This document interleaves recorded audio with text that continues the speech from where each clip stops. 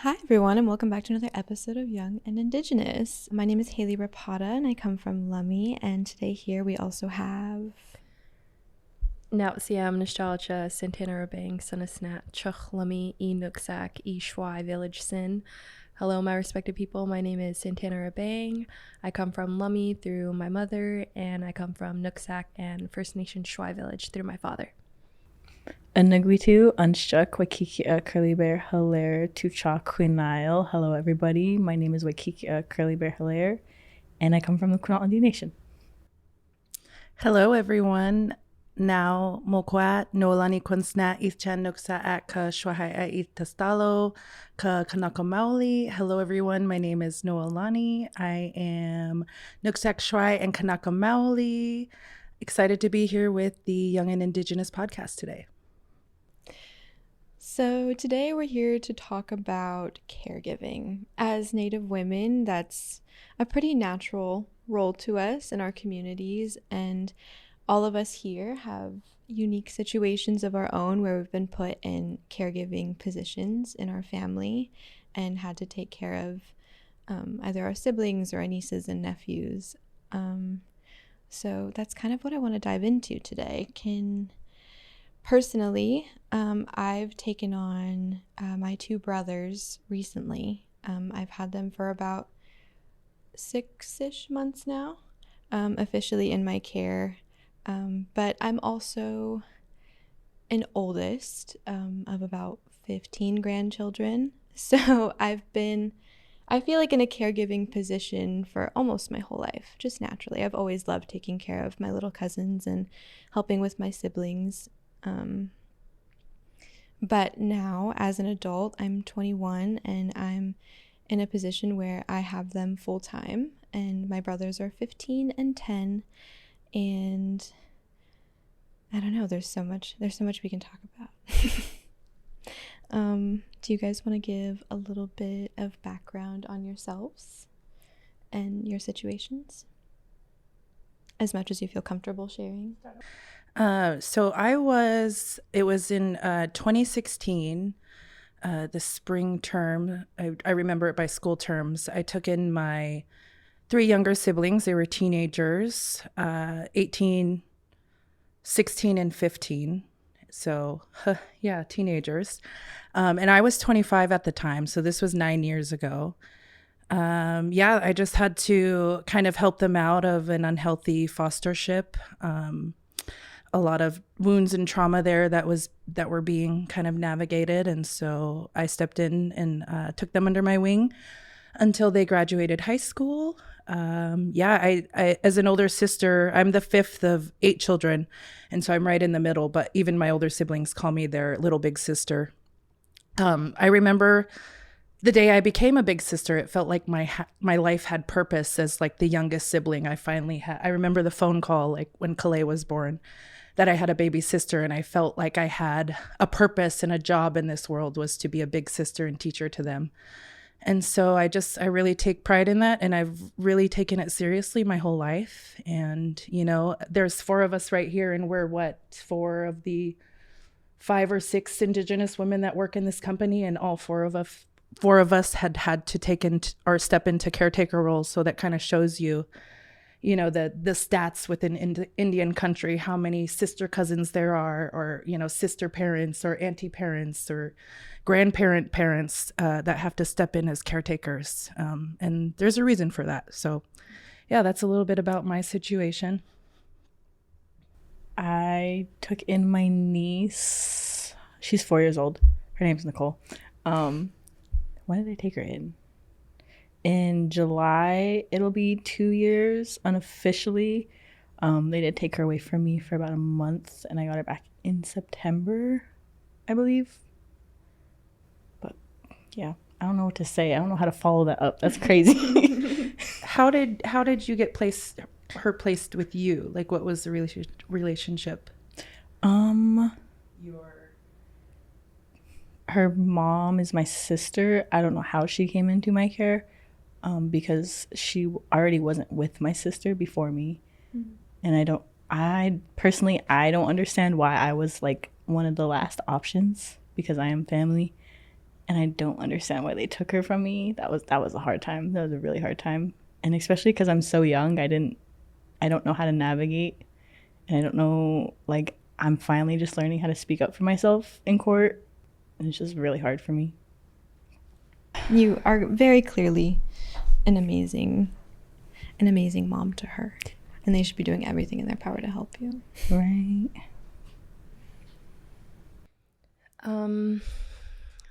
I don't really remember a lot of logistics of when.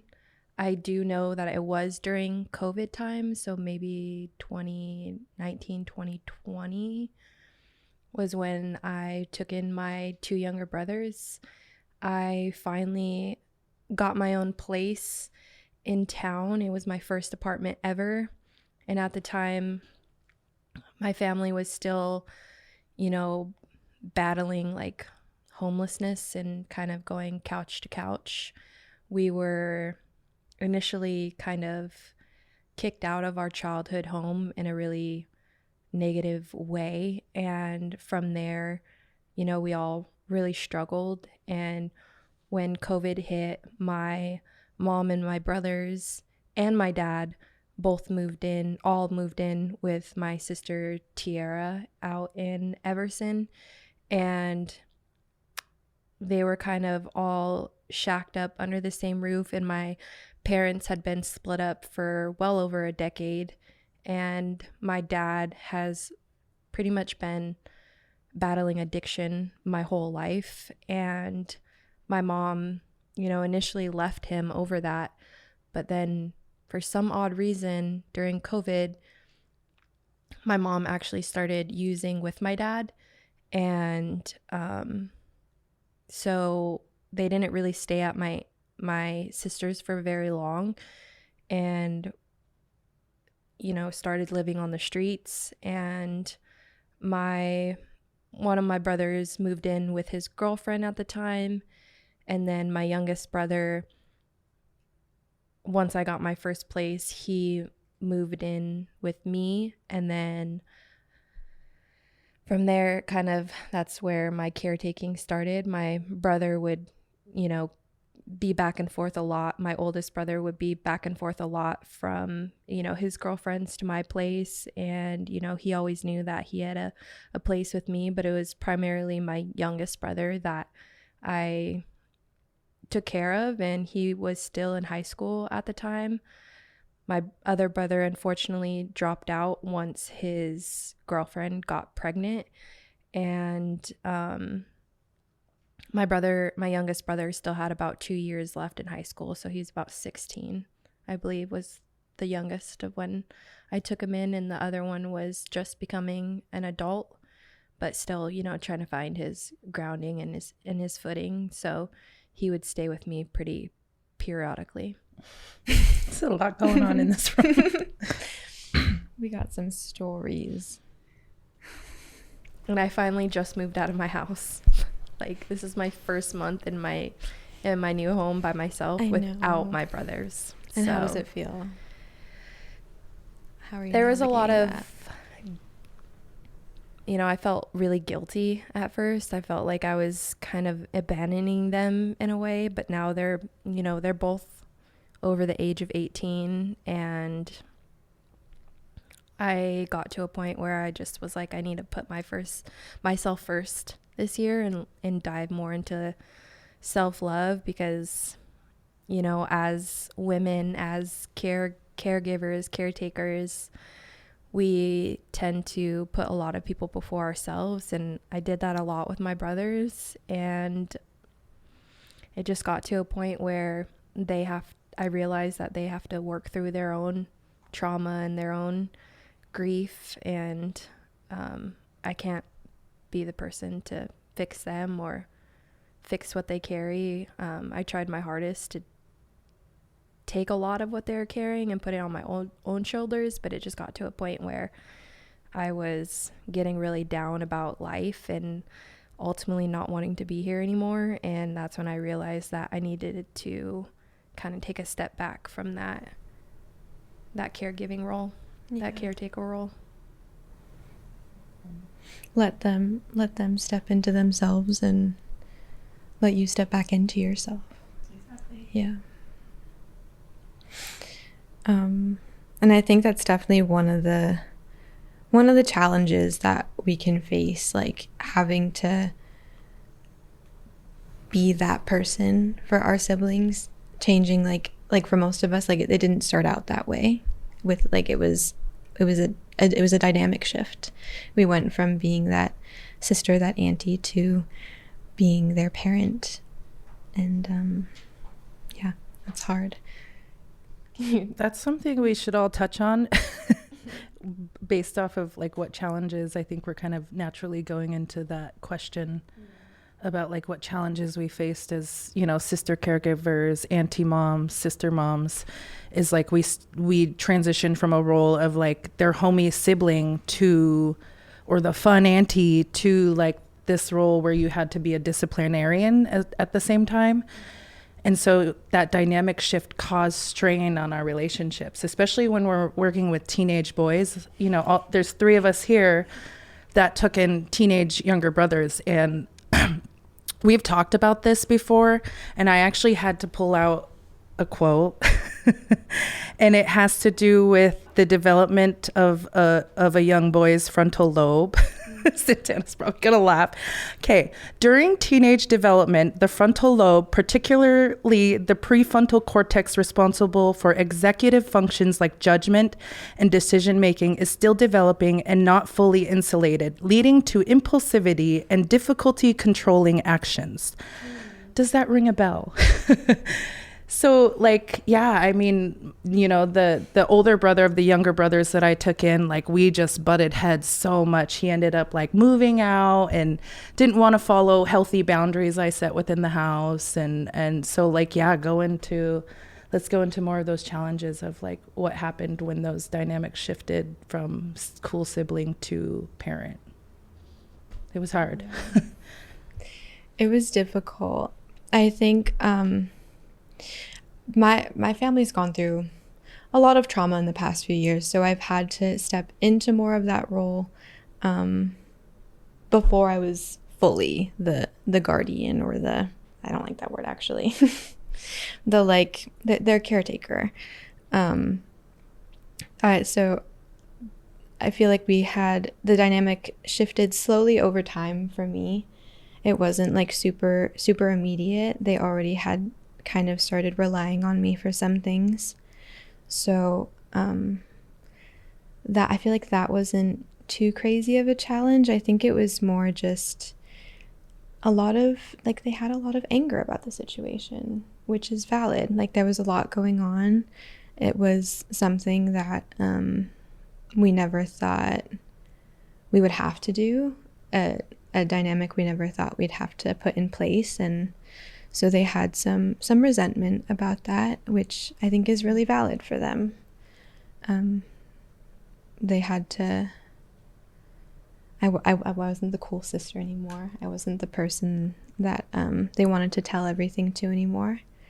And it took a while to build that trust back.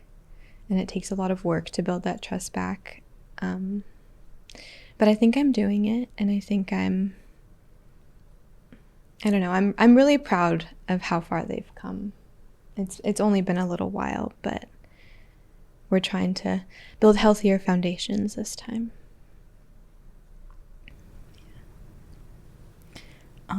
So I'm one of 7 siblings. I'm the second oldest girl. So growing up, I feel like I was kind of like the second mom. You know, like I'd get all of my younger siblings stressed, and I'd be kind of like the house caretaker, like making sure everyone has their stuff done, making sure everyone's ready for school, dropping my younger siblings off at school. And I feel like that kind of made me like an angry person. Like I was mad that I had to do that when I shouldn't had to have done that. And I feel like I carry that a lot within myself today, which I shouldn't, but therapy's working somewhat. And I'm still kind of mad, you know, like just because growing up I was in foster care, so it's kind of hard for me just with my niece, because I feel like I'm not giving her the best version of myself, because I'm not I haven't like healed myself yet from it. So Yeah. there's definitely times where I feel like I shouldn't be in this situation. Like I shouldn't be the one to take care of her. Like, I feel really bad sometimes because I think like this, but No. I think I relate to you a lot on that.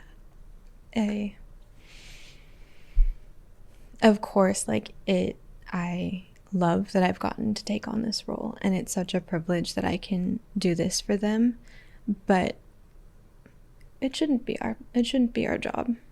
It's not something that we should be worrying about. It's what our parents are for. definitely. That's what our parents are for. But yeah, I don't know. I've never seen like healthy parenting, so I don't know what that looks like, and I don't know if I'm like doing a good job at all. I would say it's really hard because she's so young, so she doesn't understand. Like she calls me mom, and she calls her mom, and there's just times where we're having a rough day, and she's 4 years old, and she'll come home and she'll be like, "You're not my mom," and I'm like, "Please, you're only 4. Why are you saying this?" Oh.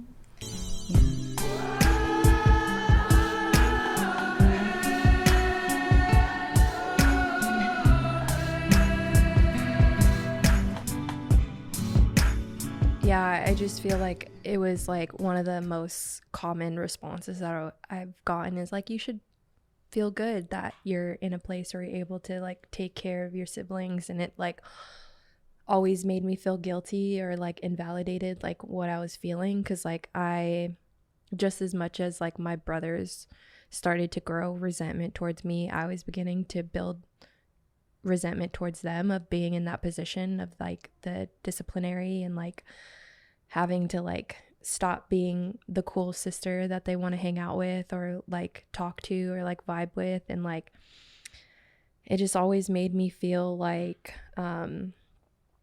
I wasn't doing a good enough job, even though like I was consistently putting myself before like them before myself. And it just got to a place of like really like unhealthy like dynamics between like me and my brothers. And I feel like the biggest I feel like issue, or I don't even know if it's an issue, feeling like the biggest feeling for me was like feeling like, you know, my brothers hate me. Like it was like really hard to like navigate those feelings, because it's like I put so much time and so much effort, so much resources, so much money. Like I think they realize now after I left the house of like what bills are and what responsibility looks like. But it was like it just got to a point where I dreaded going home, because like we wouldn't acknowledge each other, we wouldn't talk to each other, we wouldn't, you know, it didn't feel like we were having that like sisterly, brotherly bond that like I craved so much because of, you know, ultimately this like caregiving dynamic that has like was established. And so I think one of the biggest challenges that I faced was like that buildup of resentment and it getting to a really, really unhealthy place. And that's ultimately why I had to move out and get my own place, because there is no way that I could focus on bettering the relationship with my brothers if we were still in the same household. And so ultimately I feel like I did what was best for our relationship. It's like I said, they're both above age now, and so they're able to like learn responsibility and learn how to, you know, take care of themselves. But it did bring up a lot of like guilty feelings and feeling like I was abandoning them. And I feel like another challenge that I faced when I was taking care of them was like, once you like identify yourself as like this sister mom or this caregiver, you were judged so much for what you did and didn't do for your siblings. And it's like you would have to remind people, I'm not their mom. You know, I'm their sister. I'm doing like the best I can. But I remember facing like quite a bit of backlash or like judgment, or like people just had their opinions about how I would take care of my brothers. And I feel like that was something that I really had a hard time navigating through, was like, I'm such a people pleaser. And so I wanted people to look at me like a good sister mom, like, or a good person that was taking care of their siblings. But ultimately, when you step in that spotlight, like, you're also opening the door for people to have their opinions about you. For sure. Yeah, the like guilt you feel when you feel those like resentments start to build, because especially with little teenage brothers, the attitude, the disrespect you get back when you do become that like disciplinary role. I mean, when you're getting disrespected that much, like over and over again, and you just, it's like, you know, you, as the hand that feeds them, it's like repeatedly bitten off. And so, I mean, your feelings were valid, like to question, like, why do I feel this shame or this guilt? Like, when I'm just, you know, a sister doing my best. What is that word? Estititsum? Like, that's all we're ever doing is like trying our best. And with my brothers, it took them till like after 24 to finally realize and actually like say thank you. Like, it took them that long because, you know, I mean, even they're still young, but they just can't see, like they literally are so like, you know, they can't see repercussions. They can't see like cause and effect. And so it's does take some growing up and some years and time for them to finally see all the work you did. So hopefully someday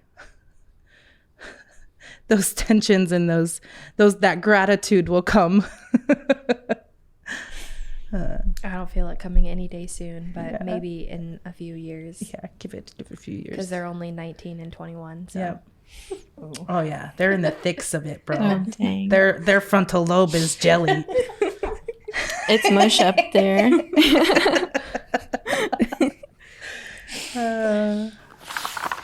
So, in what ways did like growing, because I mean, we were all pretty like in our young 20s when we took in our siblings and our niece and stuff. And so what ways did that influence like your own personal development as like you're all kind of growing up with each other, having each other to kind of like guide? I don't know, does that make sense? I feel like we were like trial and erroring the whole time, and like me and my 3 younger siblings were like learning from each other. I remember instances where I was like way in over my head, and I would just be like so frustrated and angry, and like, you know, something following or a chore not being done would like boil me over. And I think that like patience, growing in patience, because like the first time you become a parent, whether it's, you know, biologically or you take someone in, like those responsibility shifts and you having to be accountable for somebody else's life, I mean, comes growth in that, and those learning curves that you kind of, you know, you learn from. That was like the patience. Like, I remember lashing out on something so small and just like yelling at my sister and like feeling absolutely terrible after, and being like, why the heck did I have to yell at her over a freaking drink spilling in the car? Like there's worse things in life, and like her feelings matter more than that damn car, you know? And so those were the things where like it took time, like, you know, my patience and like being gentle with them, and you know, really taking into account their experience in the way that I responded to what they were going through. So I think that was one of the biggest ways I grew, was in patience and parenting and gentleness. And yeah, took time though. There were some, sibling arguments for sure. Very high heat, high energy and heat for sure. Yeah. I bet at those ages, oh my gosh. I'm glad I have a cute little 10-year-old still. He's got a little baby face. He hasn't yelled at me yet. The oldest definitely has, but the youngest hasn't. I feel like I'm still learning. I don't feel like I'm that's all I can really say is like I'm still learning. Like it took me a month ago to like finally put my foot down and like say that I'm going to put myself first, and I feel like I need to get better at like not and there's instances where I haven't responded back to their like negativity, but there are times where like I've really experienced like a different level of like mental abuse from my older brother, and kind of like feeding into that and kind of going at each other. And I feel like that's something that I'm still learning to kind of navigate through, because it's like I've never even been with a man that I allowed to talk to me in the ways that my brother, specifically one, has talked to me. The youngest brother has always been really respectful and has never really called me out by names, but then I've like gotten to a point where I kind of feed into the energy that my older brother is giving me, and I'm just still trying to learn how to like navigate through not giving him like the power over me, but it just like consumes me and like makes me like so mad and frustrated, because it's like I've literally done everything that I can in my power, and still like you don't respect me at the end of the day. And so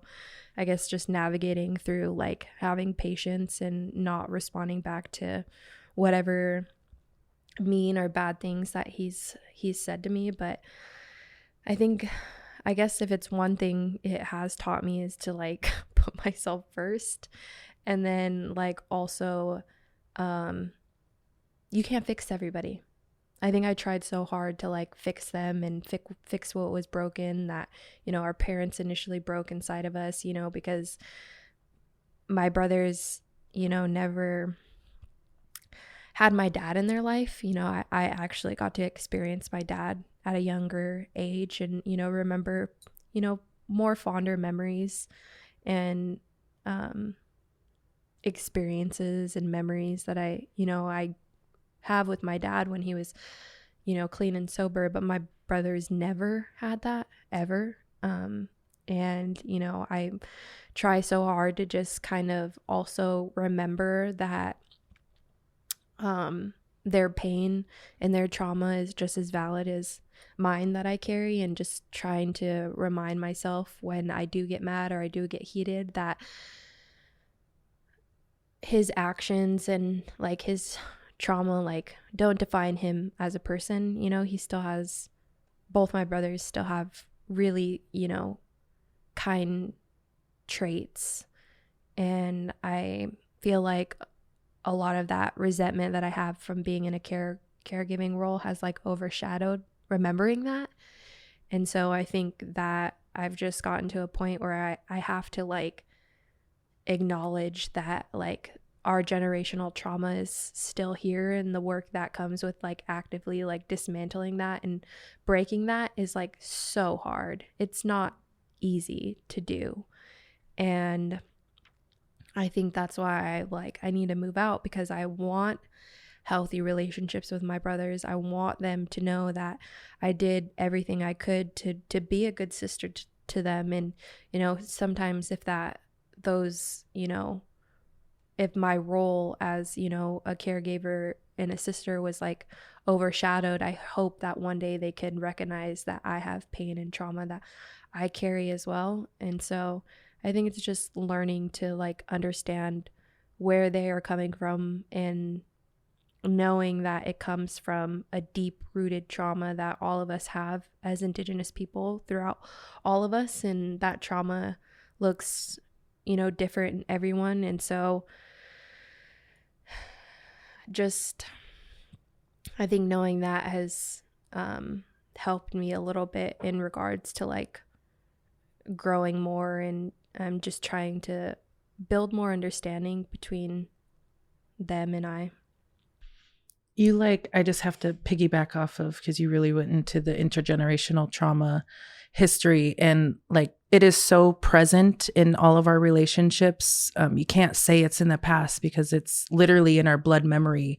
You know, people can act like their parents or their grandparents, and they might not even be connected to them anymore, but those traits are still there, and that blood memory, that they call it, what is it, quantum genetics, there's a name for it in an actual scientific field, that we hold the DNA of our ancestors and the memory of our ancestors. And like, we're all still trying to heal our own traumas while trying to like parent youth that are so, still trying to navigate trauma and even identify it in the first place, right? So that was one of the things, learning as a caregiver, is being trauma informed really helps you, navigate why your brothers are acting like this, or why, your niece is like this, or her parent, her biological parents are like that. There's reasons for it, and we can't be hard on ourselves. We've brought up words of shame and guilt. Am I doing the right thing? And it just sucks that we have to feel that way when we're stepping into roles that were never ours to carry in the first place. And so it's like, be proud of yourselves in that shame. Like, don't carry it. We can't share that shame and the regrets and I could have done this better. Because we're doing the best we can, and that's all we can do. And when we're dismantling this huge system individually and collectively, that's going to take generations. They say it takes 2 generations to start seeing, that healing in our people. So we're just starting. Doing our best. Yep, doing our best. That's all we can do, right? Yep. I don't know. I feel like in my situation, we're just unlearning a lot of toxic behaviors together. I think communication is a big thing, because we didn't know how to speak up for ourselves.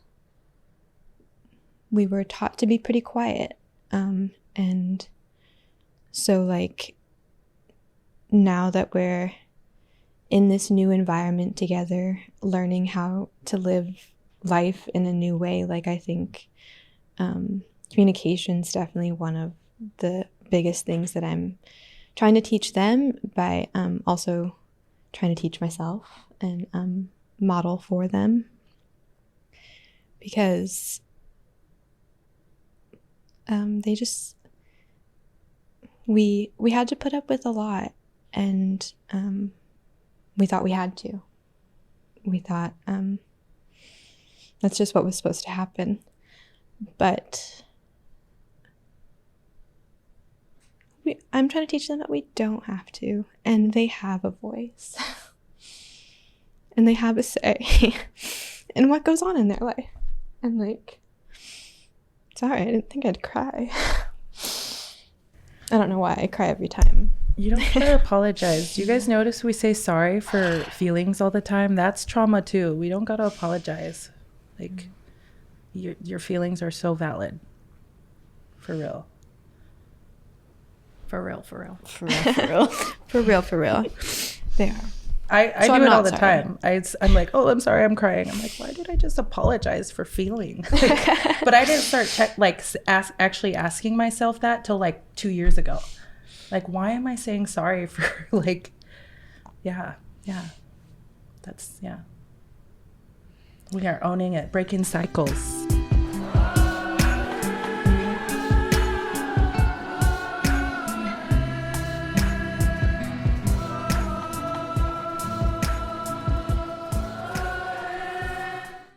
You know what Liam called me? He didn't know I was listening. And so he was up mingling with his cousins up on the table, and I was down in the living room and he couldn't see me. And they were talking about big backs. And he goes, No way. my mom is a big back. I was like, I don't know if I'm hurt that he said that or that he's saying that and he don't think I'm right here. It was comical, but like, yeah, my 4-year-old That's straight up dissed hilarious. me Oh my and called gosh. me a big back behind my back. Behind my big back. Oh my god, That is so funny. Oh my Bro, little these kids, I mean, Oh my No, god. for real. It's ruthless. That's insane. Kids are just so like. No, their disses are crazy. OMG. or when they say you're like, or you're not my favorite no more. Oh, that one hurts too. Oh. He'll like say you're not my mom no more, like stuff like that. You're like, oh, Yeah. ouch, damn. Yeah. Ruthless. So did any of your guys' situations influence like your career or your educational decisions? Did it stop you? Did it fuel you more? How did that impact the way you thought about what you were going to do for yourself? Okay, so I was really in a good place, done with my undergraduate degree and in my career. And so I was at a really good place in my life where I was like idle and I had the time to really focus on them. But they were also older and, driving themselves to school. And so that was actually the time having them with me. I applied for my graduate degree, the program I got into I started in 2018. So this was while the youngest brother was a junior in high school and still had his senior year. So pretty much his last 2 years of high school, I started my program. And I think they inspired me. I just wanted to be able to provide. And, I thought of like, as, matriarchs in our family who have it together, we kind of are called on a lot and carry responsibilities within our own family. As you can see, we all became caregivers. So I just felt like they encouraged me and really motivated me to go get my graduate degree in a way that I wouldn't have done if they weren't in my home, I think. Yeah. I feel like I'm still growing up by myself, and I don't think I'll go to school until she's older because I feel like I have no time. It's so hard. Yeah. I feel like I'm 40 and I'm only 23. They Felt need a lot that. more attention at that age. Don't feel bad about it. I don't think I could go back to college right now either. That seems impossible. Like going unmedicated for ADHD throughout my whole entire childhood to now, I can't. It's so hard. I don't know how to function with anything. And I'm just like, so I feel like a teenager still, kind of, just a little bit. Yeah, I get that. Something to remember is like career and education is not the only measurements of like wealth, right? And success. So like, don't think that because you don't have time to go get a degree right now that, you're any less than somebody your age who is. Because you guys are doing things that other people aren't doing. I mean, you're like literally down on your way to becoming a master weaver, which is a degree, many degrees in itself. So remember that those measurements, right? We have our own ways of, counting and measuring wealth in our indigenous customs. So I just wanted to, don't feel bad. Yeah, I think that's what for a little while I felt bad because I'm like, shouldn't I be setting the example that they should go to college and like get their degrees and have their education? But then I'm also like, and at the time it like feels so unrealistic for me. And it also like, again, like you said, it's not the only unit of measurement. I'm also showing them that like the work that I do here is also amazing work, and I'm probably learning a lot more than I would in college right now. Just by being in this environment and getting to be around all the people we are, like, that's a top tier education. Exactly. I agree. I think, yeah, I was a first generation college student and I didn't really have anyone besides Nolani to really like look up to within our family when it came to like getting their college degrees. I mean, I'm pretty positive all my aunts graduated from college. or a few of them. But I was so young at the time that when they did graduate college that I was probably like really young, like probably still in middle school or high school. And so really my only role model that I had for like setting that example was Nolani. And I will always say that she has always inspired me throughout my getting my college degree, and it made it so much easier that she worked on campus when I was going to college. And so anytime I was having a rough time or needed a revision on like any of my essays, I would go and sit in her office for like hours at a time. But I definitely feel like it was something that pushed me, was like being that example for my brothers and showing them that, you know, we are capable to anything we put our minds to. And I definitely would say that they had a big inspiration in me finishing my associate's degree. And right now, I think if I were to continue, I took a break from doing my BA because transferring from NWIC, Northwest Indian College, to Western Washington University was definitely a culture shock for me, and I had a really hard time adjusting. And so if I do go back for my BA, it will be, you know, to inspire them to further their education, but I think it mainly this time around will be for me. Didn't you transfer to Western too while they were with you? Yes. Yeah, they were in your household when you applied and all that, I remember. Yeah. Yeah. And now I'm happy to say that my oldest brother is enrolled into Northwest Indian College, and he's doing his associate's degree. I just remember the day that he came home and showed us his diploma, because he went through the same program as me, which I dropped out my high school year, my senior year in high school, because I experienced a really traumatizing experience of one of my friends being murdered at a house party. And so I took that really hard, and I ended up dropping out, and I didn't get my diploma, which, you know, in my mind, I was going back for my GED. Like I didn't know that you could get your diploma, but I think it was Kathy that was at Northwest Indian College that I went to see her to go do my GED, and she was like, no, we do high school diplomas now. And I was like, what? How does that work? And it's like, basically they get your transcript from high school, see what credits you're missing, and have you work in those areas. And so I was only like, I think like 5 credits shy from graduating high school. Like I didn't have that much to do. And it's something that I look back on, and, you know, part of me, you know, regrets it. But then again, I, you know, was able to finish strong and get my diploma. And they actually did a walk for us at Bellingham Technical College. So I got kind of like the experience of like a high school graduation.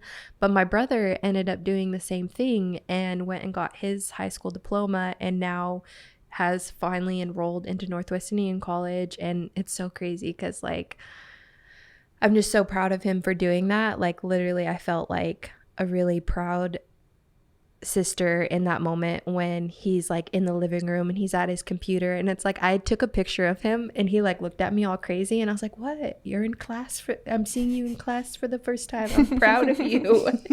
So he just sees me with my camera out, like, I know, taking heck of pictures. that's me all the time too. I was like, my brother's a college student, oh my god, there's nothing more I want for my brothers, like, to just be whatever they decide to do, you know. I'm proud of them for doing that, and I'm just really happy that my brother took the next step in, you know, furthering his education, because he was a teenage parent, you know, and he dropped out at a young age. And so to see him really gain that motivation and inspiration to like go back to school just makes me feel really good. You should be proud and should take part in that too, because without your influence in his life, like, would that have been a pathway that he even knew about? You know what I mean?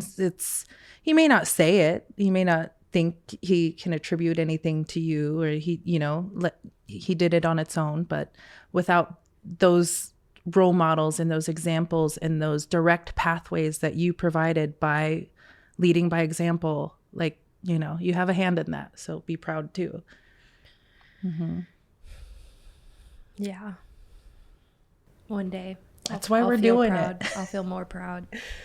Right now, it's kind of just, Gotta heal. A lot of Yeah. healing to do. Yeah. I have my counseling appointment next week, so that's exciting. Your first one? Yeah. Ugh, you're really gonna love therapy. I'm excited. I I've look never forward. been more excited for something like therapy. I need it. Just like, it's just yapping. Yeah. And I love to yap. In my situation, my brothers came from being with both my parents, my mom and my dad. And my mom was a stay-at-home mom, so she took care of them 24/7, and my dad went to work. And so now that they are fully with me, who is a single young woman who also has I don't go to school, but I have a full-time job, and I think I deal a lot with gender expectations, and then so I was wondering if you guys had felt that in your experiences as well. Yeah. I mean, with me, I wasn't single, and, you know, I had kind of a partner that I had been with for a little bit. We were just like starting out, and he really like stepped into like this male figure for them, and like a really stern, affirmative, strong voice that they would listen to, just because it's that male on male, you know, energy. And so I was really lucky that way. But what I would, if I do have some advice, I think, because I can't really speak to that personally on my own experience, but, you know, we as like Indigenous people, we embody both feminine and masculine energy. And it's like this society that has pushed us so far, you know, into one way or the other. And so really like tap into those, like that power of masculinity and like a strong voice, right? You have such a strong and gentle voice that could be like so easy for your brothers to be like walk all over, you know?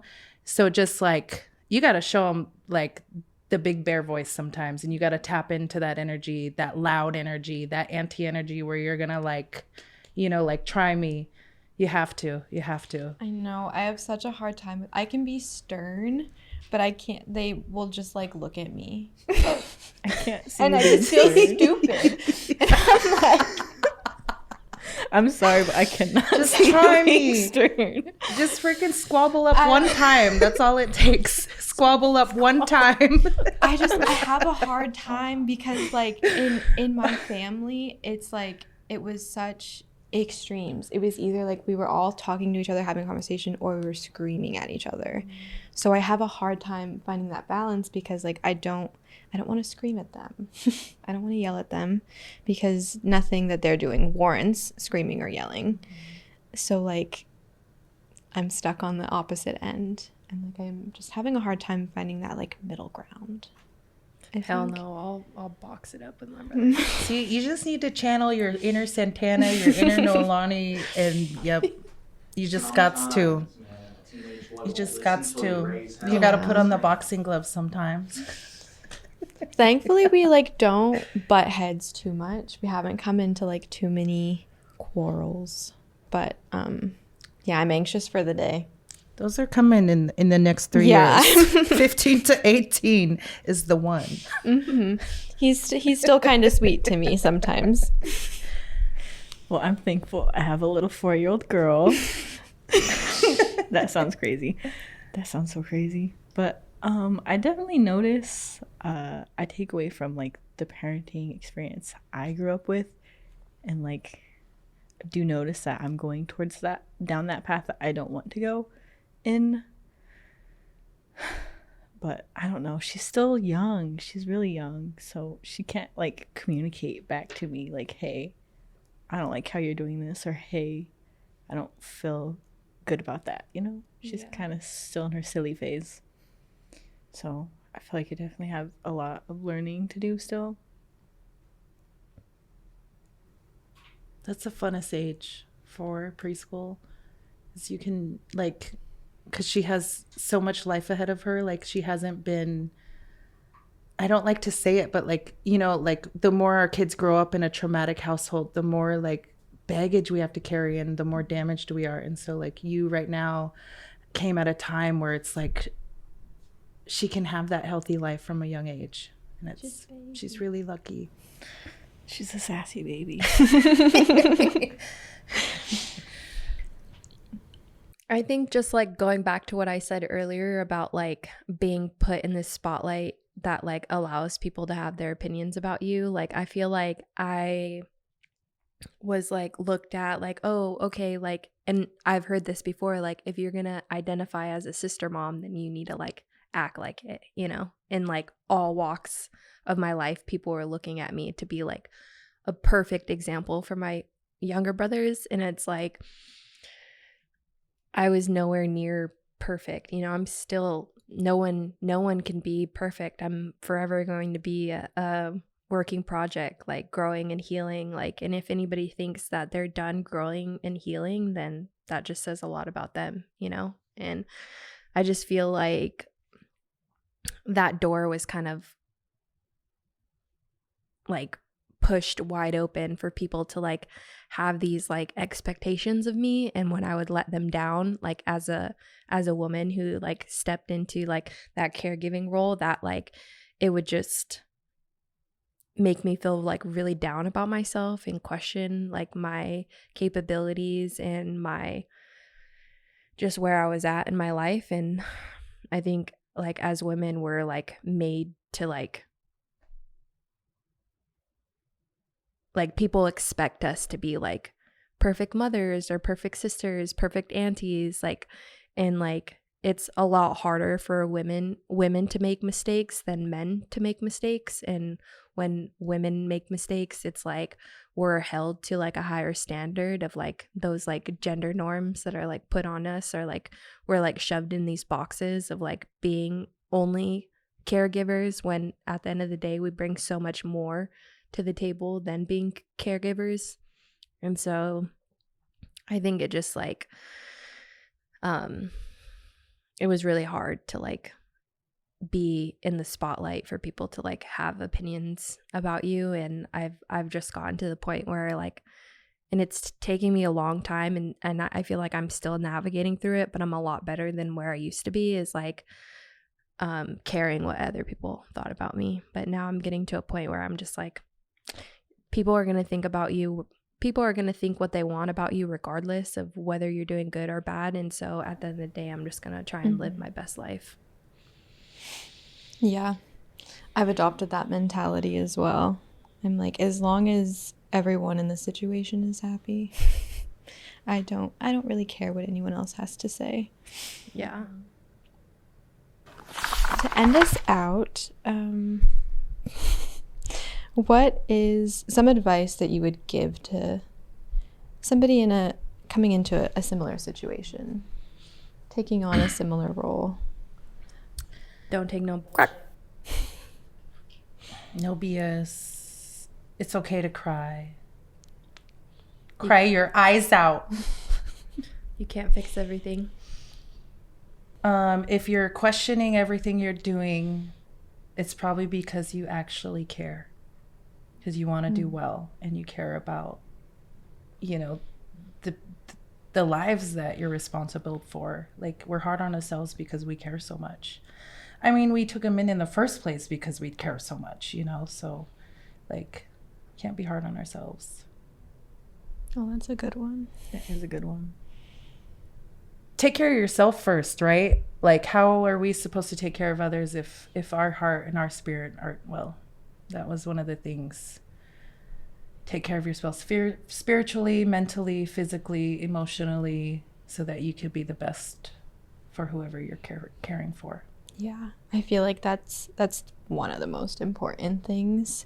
That was something I put off for a really long time, just because the situation was so crazy, and I like felt guilty stepping out of it anytime. But yeah, we can't do anything for others if we're not good ourselves. Step away. If you need to, like, if you're in a heated situation with your little siblings or or Nicole, and you need to walk away, let Josh handle it, right? Do it. Walk away. Just walk away for a moment. Go out for a walk. Go out and do your peaceful, whatever it is you meditate, whatever it is that you get your spirit right, your mind right. Walk away, come back. Imagine a heated argument with a 4-year-old. Oh, dude, it's getting there. I'll tell her to do something or why she can't do something, and she's like, why? And I'll tell her, and she'll be like, I don't care. And I'm like, Bro, it happens. okay. Like, the whole quack with her teacher didn't put her pants on right, and she was like, you not quack. And I was like, I've never talked to her like that. I don't know where that came from. I'm sorry. That's the funniest thing ever. She's funny. Bro, 4-year-olds are something else. They will make you need a timeout. I've had to walk away from my Liam and have Rich handle situations before. Because, man, they can get nasty. Yeah, no, I brought her home one time, and my best friend was holding her. And we're just, like, eating dinner. And then, out of nowhere, she looks at me, she points at me, and she's like, she's just quack. I'm like, Nicole Mingley, bro, what are you doing? Where did this come from? Oh my god. I wasn't even doing nothing. That's wild. I was my dumb gosh. mom the other day because I wouldn't let him have candy. Dumb mom. Yeah, they're mean. Dang. Give yourself space. Let Josh handle the drama for a sec. Any advice that comes to your mind, Cakes? I was gonna say what Nolani said, but my mind's kind of blanking. I don't know. I would say definitely don't be afraid to ask for help, because I'm kind of closing myself off, and I could use a lot of help. That's a good one. I'm That's with you so on that common. one. That's so common in Indian country. There's a reason. Trauma. Like, I think I need to take care of everything by myself, Mm-hmm. and I'm realizing that I can't do that, and that's too much for a single person to do. Just one person. Like, there's times I feel like I won't even ask Josh for help, just because I feel bad for putting him in this situation. But he probably said yes before I said yes to taking her in. He was like, no, he was like, yeah, let's drive to Wenatchee. We'll be here right now. And we did. So I'm definitely grateful for him for stepping up without a second thought. No, that was a good one. Mm-hmm. I know. That was a good one. That's a keeper. Yeah. He's a good one, and that was a good one, because that's so valid. I feel like I never asked for help from my brothers. Man, I think I would just echo what all of you had said, and then just like, I think just knowing that, yeah, don't be too hard on yourself, because you're doing the best that you can, and you were put in a situation that you didn't ask for. And also to just like not take anything from them. Like I said, I kind of experienced a lot of resentment and mental abuse, and sometimes it's hard to put your foot down, but you have to let them know that there's ground rules, there's expectations of how you want to be treated, and if they want the same respect, then they need to give it. That's I wanted to go back where you talked about, like, we don't ask for help or asking for help. Like, if you think about, boarding school experiences and like the people we had to ask for help, there's a reason why, like, we don't answer the doors or the phones, right? If for numbers we don't know, that all stems back, way back, bro, from our grandparents, great grandparents. It's because we're guarded, and like, asking for help seems like you're putting a burden on somebody or something, and it's never that. Ask for help. One of my teachers would say, the only stupid question is the one that's not asked, and that just reminded me of that. Good one. Those are good ones. And then you, Tana, you said at the beginning, don't take BS, and that's so true. And right now you said you kind of reiterated again, and I think it's like the biggest thing of that is like, stand up for yourself. Like, stand up for yourself. That was like the biggest thing you like touched on is using your voice to take care of yourself too. And yeah, that was something I feel like, yeah, it was a really strong point. Don't forget about yourself either. Self-love is so important within like caregiving roles, and if you forget to take care of yourself, then you're just not in the good headspace to like take care of others, kind of just like what you both said. It's not doing anybody favors. It's just like, you know, it's almost like the blind leading the blind, or trauma leading trauma. No. Right? Like, Yeah. Heal. If we heal, we can help others heal. Yep. Yeah. Facts. I like it. Straight facts. Frill. I think that's why I'm so for therapy lately, because I just like, I was so scared of it and against it before, but the mentality that I'm trying to go forward with is like just doing the opposite of what I would do before, because the way that we lived before was in an unhealthy environment, and you can't act healthy in an unhealthy environment, and you can't like continue acting unhealthy when you're trying to rebuild that. So like I'm just trying to change like the way that the way that I go about things, I guess. Just like doing everything the opposite way. I was so scared of therapy, so not for it, but I love it now, and I'm trying to model that, and I've gotten one of my brothers into therapy. We've got to end the stigma and the negative stigmas that come with like what people think of mental health and therapy. Like, what do like the big macho like white men say? They're like, oh, therapy's for the weak. No, bro, therapy's for the strong. Therapy's for the strong. Because it takes a lot to work up and get there. Yeah, we all need help. For real. Well, that was our last question. Is that a wrap? That's a wrap. Good. Thank you all for your answers. Thank you, Nolani, for joining us. Yes. You need to come on like every episode now, I think. No, just a few. If the topic is fitting. This is y'all's. It's beautiful to see you guys work and the products coming out. So just from the last couple of years and recently. So yeah, honored. Thank you. Well, thank you all for joining us, and we'll catch you on the next episode. Peace out, gang. That's what my brother says to me when he leaves the house. Peace out, gang.